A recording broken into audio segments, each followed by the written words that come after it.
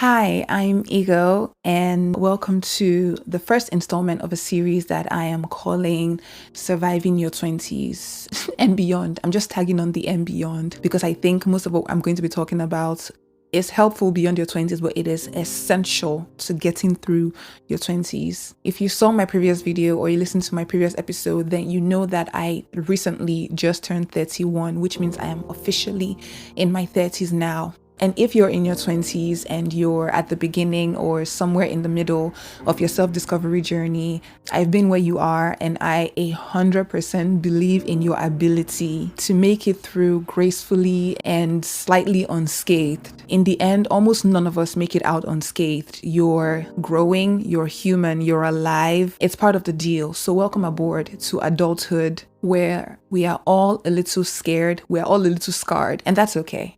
You're doing okay. Let's start there. I like to think of the 20s as the baby years of the adult phase of your life because you have all the power to make adult decisions. But for the most part, you hit a lot of points, a lot of situations where you feel completely unprepared, like you have no idea what is going on. But unlike a child, you're expected to know what to do. You're expected to know how to handle those situations because you're an adult, even though you're not quite sure. It's like you're on training wheels the entire time. I love looking back on the 20s. It was a wildly beautiful, but also disorienting experience.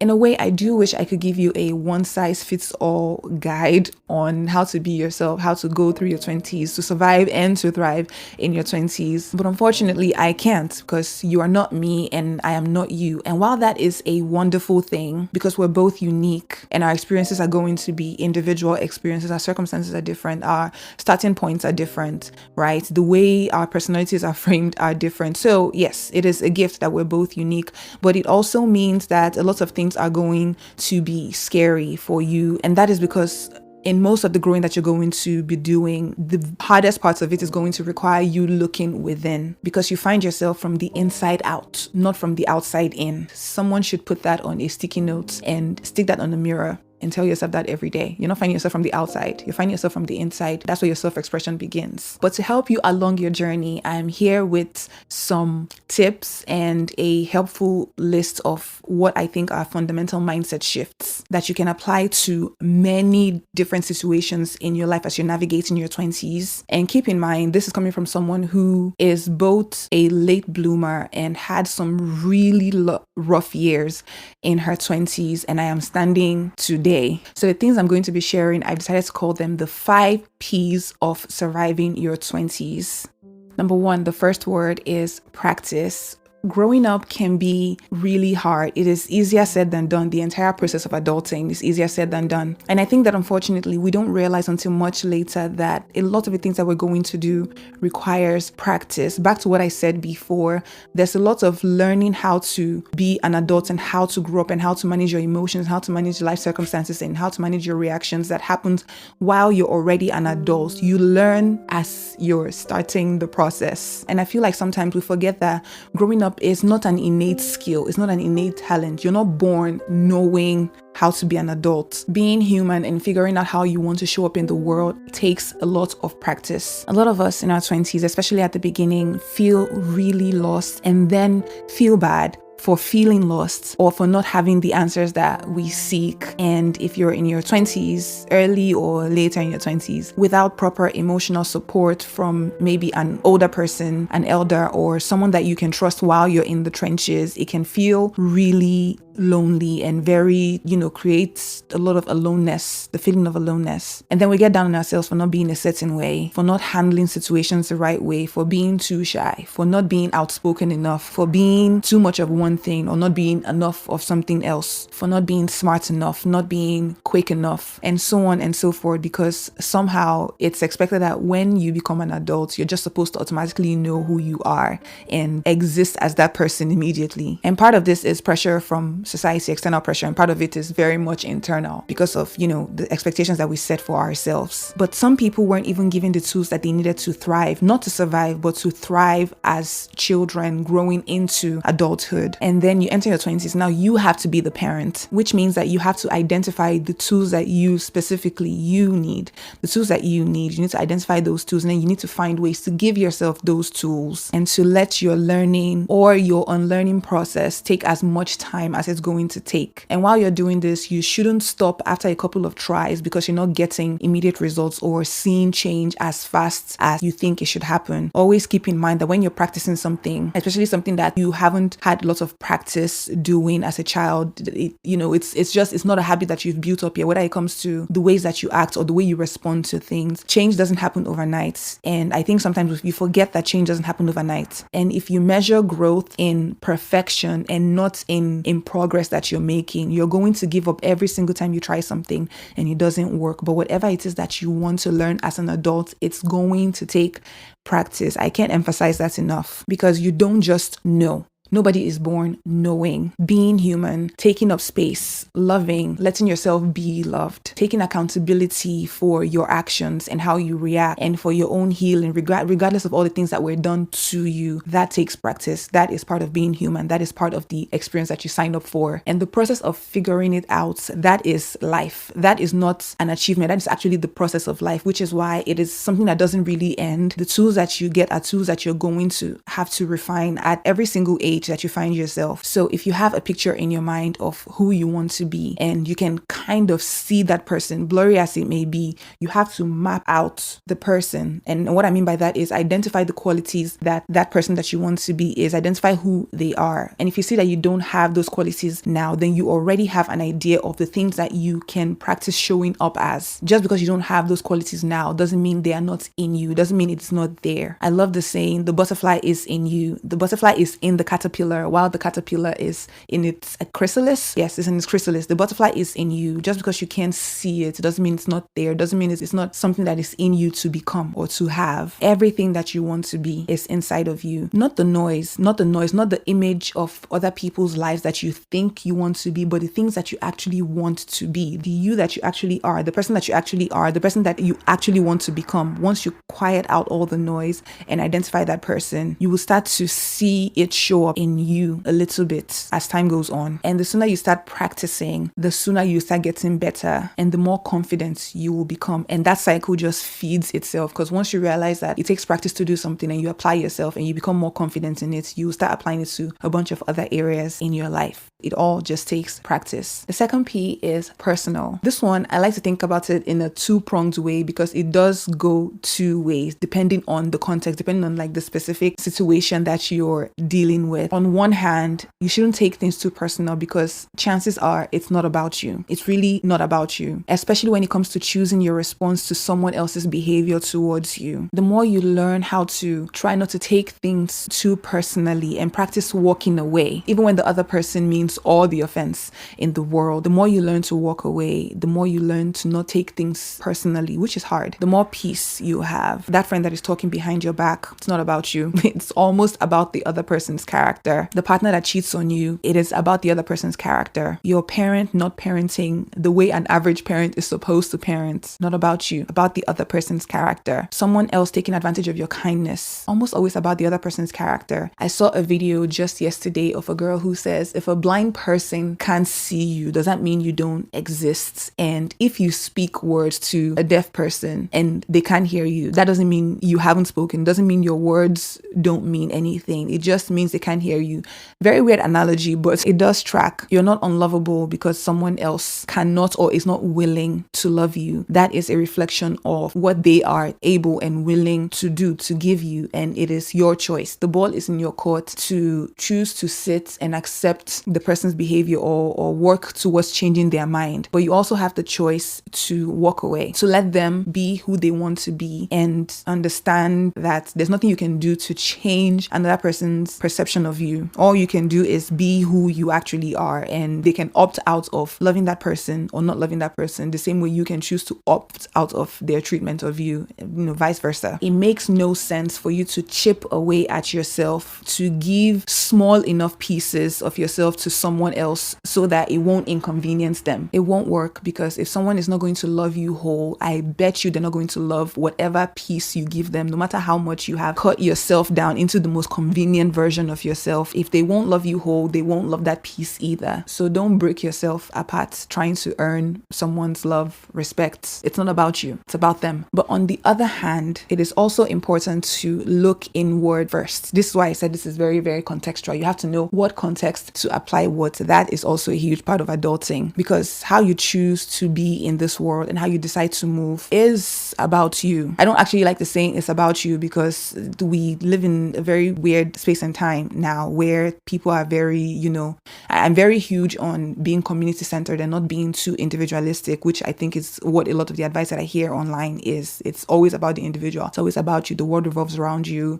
If this person doesn't do this to you, then cut them off, blah, blah, blah. That's not what I'm talking about. There's a difference between saying, I want to start with me. Let me look inward first, versus saying it's all about me. Because the truth is, in many situations, it won't always be about you. If you want to be in community with other people, you have to take other people into consideration. That's how to be a person. But what does it mean to say it starts with you? It means you have to like yourself first. You have to love yourself first. You have to choose yourself first. You have to learn how to be alone with yourself, with your thoughts. Get to know yourself so that when you're making decisions that don't align with who you really are, it'll click a little easier, a little quicker for you, that I'm doing something that is out of character, out of alignment with who I really am or who I want to be. Holding yourself accountable, taking responsibility for your actions towards other people, advocating for yourself, validating your feelings. And this also relates to what I had said earlier. You don't go searching for your worth in places that you shouldn't be looking for them in. It has to start with you. It has to start. It's called self-worth for a reason. When it comes to you, always strive to go deeper. Always try to figure out what is going on the inside first. Be curious about yourself. Get quiet. Get still. Listen to yourself. I saw this quote on Tumblr one time that says, people don't inherently dislike you, and it is weird to think that they do. And that really struck with me, and I remember it often, because while you don't want to settle for less, there is this lack of self-worth, lack of self-esteem thing that can hit you in life, where you just assume people already inherently don't like you, and that changes your view of the world, and it kind of changes the way you approach things, the way you approach people. But if you look inward first and you start changing that, it'll change your outlook on life, and you will find yourself gravitating, being more comfortable being yourself. And what that does is it will help you gravitate towards the people that are meant for you, and it will help pull them to you too, because you're actually being who you are. If you're being someone else, then how are the people who are supposed to like the real you supposed to identify you when you're not even being yourself? Do you understand what I'm saying? But if you go through the world expecting that the people who are meant for you are going to find you, life opens up for you. You won't have to bend over backwards to be chosen, and it will hurt sometimes to not be chosen. You're only human. It is normal. It's supposed to hurt. That's just, you wouldn't be a human being if it didn't hurt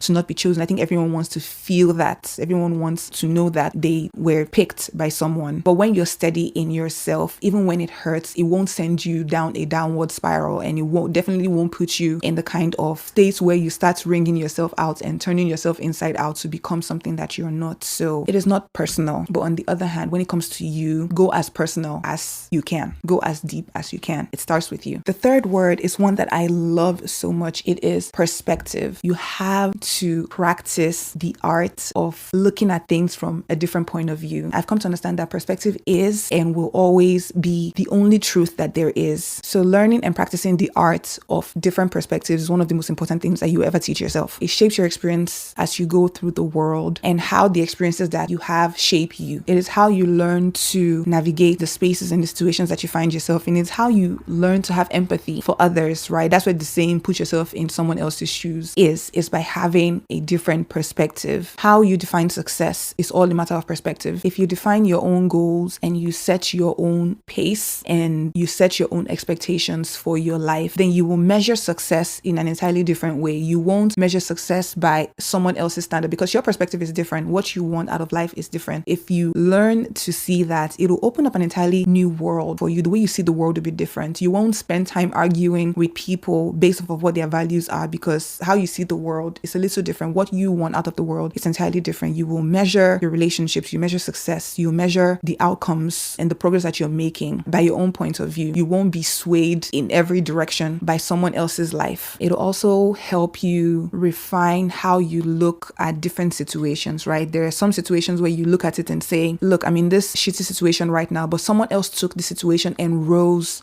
from it. But then depending on what state you're in, you could also look at, another situation and say, I'm doing a lot better. Maybe I should give myself some credit. Maybe I should take it a little easier on myself because someone else was crushed by this thing that I'm going through. So maybe I'm not doing too bad. You see what I mean? Like it really, really does shape how you experience the world, because depending on what you need in the moment, the knowledge or whatever information you get can be either really inspirational and motivational and drive you to do more, or it can be comforting and cause you to slow down. And when you're in your 20s or in a really shitty situation, it is not always a quick fix. Changing your perspective on a certain situation isn't necessarily going to help the situation get better. It's not always about helping the situation get better. Some things are just going to be shitty. Some things are just going to be hard. You're just going to have to sit with it and acknowledge that some things are hard. Pain may not go away, but it will put you on the path to asking the right questions. And I like the saying, asking the right question is the first step to getting your solution. Anyway, brings you closer to the solution when you're asking the right questions. I sometimes say to myself, this is hard. Things are bad right now. I feel wretched right now. I can't move right now, and that's okay. And I'll say to myself, you will be happy again. You won't always be this sad. That's the thing about happiness and sadness. They are momentary, changes from moment to moment, like joy. Those are things that you experience in the moment, and the moment isn't always going to be like that. And saying to yourself, it's okay that you're sad right now. You will be joyful again is part of the human experience. That is life. That is contentment. I think is a much better goal or a much better thing to strive for than wanting to be happy all the time. That is, you're setting yourself up for failure and for a world of hurt if you're expecting that you're going to be happy in every single moment. So the art of looking at things through different perspectives helps you understand that pain may not always go away, but maybe you can experience this moment for what it is, and that way you're a more active participant in your life. You're not just coasting through life, making yourself be swayed from moment to moment. You're actively participating in how you choose to engage with the situations in your life, which is really, really hard. These are really, really hard things. That's why I say you have to give yourself time to learn. You have your entire lifetime to learn it. All right. Number 4, in your 20s, you have to pay attention. I like to call it building up the courage to listen, but to listen to yourself. I mean, listening to other people is great too, but building the courage to listen to yourself. You have to pay attention to yourself. And I feel like this is very similar to the second point that I made, where I said that you have to make sure you're listening to yourself first, put yourself first, love yourself first, leave yourself first. They're kind of similar, but I think of it as a slightly separate thing that kind of builds on each other, because listening to yourself takes an immense amount of courage. And sometimes it gets a little overlooked, in my opinion, because I think we've just sort of collectively accepted that the world is loud and is going to remain that way. And that is true. The world is so loud. It will tell you exactly how to be, how to exist, how to work, how to learn, how to love, how to be good, how to be bad, how to do anything and everything, how to date, who to date, to what extent you should be dating, when you should be dating, when you should be having sex, when you should be engaging in other intimate acts, the kind of friends you should be making, the kind of people you should be hanging out with, what you should consider cool, what you should consider uncool, the trend, the very trend of your body, or how you should make your body fit into the trend that the world is into at a particular point in time. It is very loud. There's a lot of noise out there, and it's not always on the world, because to escape ourselves we also have ways to make it loud. I can't tell you how many times I've had to pause and stop myself on my way to the bathroom to take a shower, and I'm the kind of person who likes to listen to music or listen to something in the shower, or while I'm cooking, or even like while I'm eating, I have to like watch something, or I used to have to watch something. And now I catch myself, I try not to do that as much, because I think part of that is me trying to drown out the noise, but it can be so relaxing, so self-meditating to do the things that you're trying to do without all the outside noise. And I think sometimes in order to escape ourselves too, we go seeking out the noise. We try to surround ourselves with as much noise to make it easier to escape the truth of ourselves. The one thing I always tell my siblings or my friends, anytime someone comes to me for advice or I'm talking to someone and they're saying, I don't know what to do about the situation, I always pause and tell them, well, not sometimes, it depends on the person, but usually I'll say, I think you should try quieting down first, because I believe so strongly that you know exactly what you want to do. Most of the time, nobody knows what you actually need in the moment more than you. But I think that we are so used to seeking answers out of ourselves. We're so used to looking to the left and looking to the right to figure out like what is the right thing to do, what is the cool thing to do, and let me try to do that instead. And that's why we don't want to hear ourselves think. But you have to start listening to yourself. You have to build up the courage to listen to yourself. It's something really funny that I sometimes tell myself. I will say, it's like, it's you. It's just you. It can't possibly be that scary. Although sometimes it is that scary. It's like a bird's nest up there. That's how it feels sometimes. But it's just you. You're getting to know yourself. It can't be that scary. But even if it is that scary, what other option do you have? What other option to living your own life as a full-grown whole person do you have? Are you just not going to listen to yourself? Are you just not going to figure out what is happening on the inside of you? You can't avoid yourself for that long. I always say, if you try to run, you can't outrun yourself. Wherever you get to, whatever point you get to, whatever you run to, you will still find yourself there. You are the one thing, the one entity that you carry everywhere with you. So listening to yourself is one of the most important things that you ever teach yourself to do or to practice doing. You already live in a world that encourages distraction, and what it won't do, what it definitely won't do, it doesn't benefit it to encourage you to listen to yourself. It doesn't. It's not going to encourage you to listen to what feels right and true and light and warm and good to you, within you. So you have to do it for yourself. Nobody else can do it for you. Nobody else can teach you how to do it. Nobody else, like we can only like nudge you in the right direction, but nobody can make you do it. And it is a very hard thing. It's very hard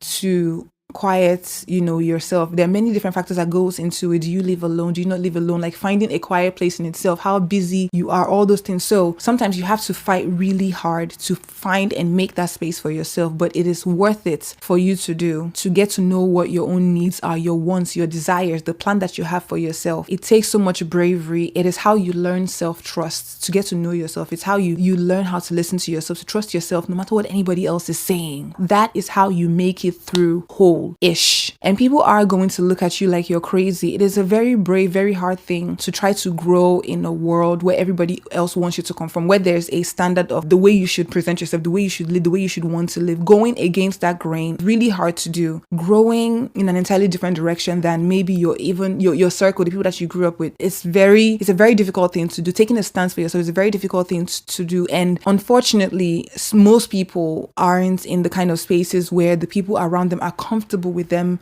growing outside of what is the norm of that society. So sometimes it can feel very alienating, especially when you're doing something that is not very common in the circle that you find yourself with. There's a lot of fear that comes with it. I totally understand, because part of that is you then having to re-immerse yourself in an entirely different group of people. And sometimes it even takes some time to find, there's a lot of like a loneliness that happens within the phase of like living one group, living a community that believes in a certain thing and then moving to another group. I have had to do that a lot. I had to do that a lot in my 20s when being in the church just wasn't a conducive environment for me. And it took almost 2 years for me to actually take a proper stance on the outside, right? Because taking a stance on the inside was not really difficult for me, but the reason why it's so difficult sometimes to take a stance on the outside, which I absolutely understand, is because there's a lot of community that can come with that. You stop believing in certain things, you stop acting a certain way, you stop planning your life to move in a certain direction. You know that unfortunately not everyone believes that you should have an individualized life. Some people are perfectly comfortable staying in their little box, the lives that they are born into, the rules that they're born into, the societies they're born into. They don't mind living their lives, not questioning anything. So when you take a stance for yourself like that, which I absolutely encourage you to, it can be very hard. It can be very alienating, but it is the journey of your life. If you feel that pull, Nothing is going to be more worthwhile than following it, than going after that feeling. It is going to be the most freeing thing that you ever do. Even though it's very scary, it is worth it, I promise you. And the truth is, there's no applause for it. Maybe there is in some aspects if you're lucky, but most of the time there's no applause for it. There's no applause for living your life on your own terms. There's no reward for it. The reward that you get for it is the life that you get to live. That's it. The reward you get for chasing your dreams is your life. That is your reward. There's no, so you can't do it for someone else. That's why I'm bringing that up. You can't do it for someone else. You have to do it for yourself. Recognize that the only reward that you're going to get, it's that. Because if you think you're going to make decisions that do not conform, and after a while you're expecting that you're going to get applause for it, you're going to get certain type of reward or validation, then you get tired along the way. But once you set out on the journey, keeping at the back of your mind that the reward that you get is the life that you're going to live, it will give you foresight. It will always give you perspective. You can always remind yourself when things get hard that you're not doing this for anyone else except yourself, and you are worth the journey. Nobody else, just you. And that brings me to the last P, which is present. I love that word present. I think I love the word present more than I love the word practice. And I really love the word practice. It revolutionized the way I thought about being an adult, being a grown-up, like walking through life. And I have this thing that I do sometimes. I will take a sticky note if I have a thought that is inspirational or that comes to me and I really need in the moment. I write it down and I stick it, sometimes in the middle of a book. And I hope that one day when I really need it, it will randomly find me. And somehow it works. I end up finding the sticky notes all over my apartment, in the middle of my books, at the back of my shelf, somewhere like in my medicine cabinet, wherever I've hidden them on special days. And there's this particular one that I love. It says, you find yourself on the journey, not the destination. And that is a reminder of presence, the importance of presence, the gifts of your presence, but the gift of your present. And I wrote that quote down on a day where I was watching, I think it was The Office, and it was one of the last episodes, and they were rounding out the show, the finale, and the character Andy said something that is so profound. He said, I wish there was a way to know that we were in the good old days while we were in the good old days. And I must have been going through something really hard in that moment, but I remember it being such a shift for me because I just started thinking, I know my 20s, I was in my 20s then. I know my 20s are really hard at the moment, but I'm also having some really good, really profound, really life-changing moments and days. And I didn't want to be so wrapped up in how scared I was about the future that I forgot to be in the present. Because, friend, life goes by so fast. It goes by really, really fast. And I didn't want to get to the point where I would be older and look back at those days in my 20s and say, damn, I wish I really appreciated those days more. And I wish I was, more present in those moments, because you're not going to get those days back. You're not going to get those moments back. And to think that if I hadn't made a lot of the choices that I made that set me up to be the person that I am now, someone who I'm so proud of, to think that if I hadn't made those steps, I would be in my 30s now, looking back on those days and feeling like I gave all my days away. I gave most of my days away to someone else because I was so concerned about how other people thought of me and other people saw me. And I was so wrapped up in all the crappy situations that I was in at the time that I just forgot to remember that I'm living and I'm young and I can be wild and I can be free. And if I'm going to make tough decisions, I shouldn't spend more time analyzing it than actually acting on those decisions. Because what that realization did for me in my 20s, which I hope it will do the same for you, is it helped me realize that no matter who I become in the future, when I become that version, hopefully, that I am in the future, the person that I was in my 20s is not more me than the me that I am now. They are all me. All those versions of you, the person that you want to be in the future and the person that you are now, they are all you. Realizing that is so life-changing, because if you start seeing the present you as someone that is also the future you, you will be softer with the person that you are now, because that person is not less worthy of the things that the future version of you has or will have. So knocking the person that you are now, knocking them down and not liking them because of the things that they didn't know or the things that they did know, but they were making mistakes out of fear, out of insecurity, knocking that version of the person that you are now, it's not going to help you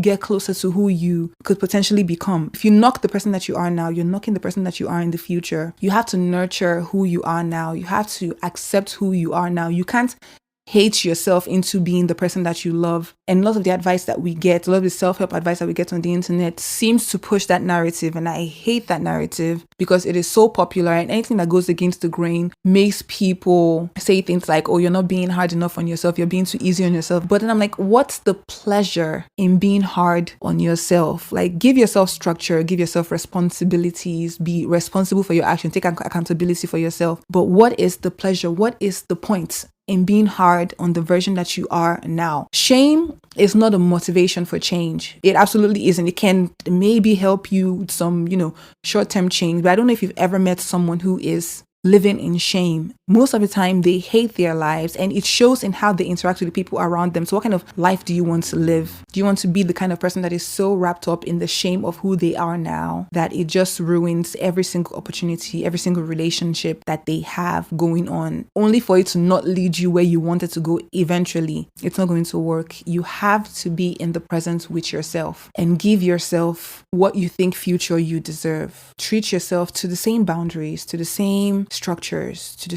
same thoughts, to the same good thoughts, to the same beautiful things, the same dreams that you think future you is going to get. Like I said, you can't hate yourself into becoming the person that you love. It is not a good long-term strategy. So be present, friend, because you will hopefully achieve so many beautiful things in this life, big or small, depending on how you choose to see it. But at the end of the day, your whole life cannot be boiled down to your accomplishments and your accolades, all the things that you get. And you see it with people who have less than you are discontent. The same way people who have everything in the world that we think, we want, that we all strive for, that we all desire. You see, those people are just as discontent with their lives, and sometimes even more discontent than people who don't even have as much as them.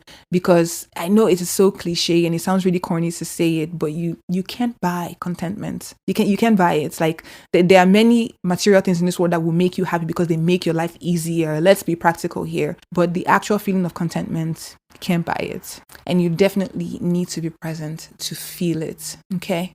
One of the best parts about getting older is that you hear so much about how it gets better and how much you get better at being yourself. I definitely heard some of that and I do believe it. But I think sometimes we don't really get details on what that truly means or what that looks like. What does getting better look like? Some examples of that is you start to understand yourself in retrospect. You hit a certain point in your life and then you start understanding why when you were younger, you were reacting to certain things a certain way. You were getting triggered by certain things. You like certain things. And I try not to judge, and I would encourage you to do the same. I try not to judge myself and my reactions in terms of good or bad or in terms of right and wrong. Some things are objectively good, some things are objectively bad, but I try not to do that too much with my decision making because it has greatly improved the process through which I make decisions. I don't overanalyze as much anymore. I still do. It is a process, but I don't do it as much anymore. But when you're younger, you don't really understand why something felt off or why something felt annoying. But the older you get, a lot of those things will become clearer. And I bring this up to say, you're just going to have to accept when you're young, in your 20s, that there are some things that you're just not going to know. There are some things that you're just not going to understand yet. And you have to be okay with that on multiple levels. And when you find yourself in those unknown spaces, they are calling you to take leaps of faith, to practice trust in yourself, trust in your intuition, trust in your judgment of the situation, even if you don't have all the information yet. And if you can't follow right or wrong or good or bad, you can always follow love. You can always follow the thing that brings you the most love or will cause you to love the most or to share love the most. But in more real life practical terms, you do start to learn what kind of people you want to be around, what products work for you, what people you gravitate towards more. Those are some of the things that you start learning the older you get. And sometimes when you pause and take account, start to love the process of watching yourself evolve, even when that evolution simply means accepting the version of yourself that exists in the moment. You learn how you like to be spoken to versus how you don't like to be spoken to. You're going to start reclaiming and redefining things for yourself. And the more you get to know yourself, the more you start realizing that there's so much more about you that you haven't even discovered yet. And you start looking forward to finding out. But most of all, if you don't remember anything that I said today, remember this and keep it with you. You need to have courage. As an adult, a young adult growing up, you need to have courage. You're going to need it. You will need it a lot. You will need it for love. You need it for hope. You need it to be gentle. You need it to slow down. You need it to move quickly. And you will need it on the days when you don't want to have it. And the good news is you already have it. You already have a lot of it stored up inside of you. And I hope on the days that you really need it, you won't have to dig too deep, too far for it. But trust that you have it and take very good care of yourself. I hope you found this helpful. If you did, let me know what you think in the comments. This is also going to be an episode on my podcast, so please check it out if you would rather listen to something than watch something. But overall, I hope you found this helpful. I definitely found it helpful when I was putting my thoughts down, and I hope it finds you exactly when you need it. I wish you good luck, and I'm sending you a lot of love and a lot of hope. Okay, bye. Thanks for watching.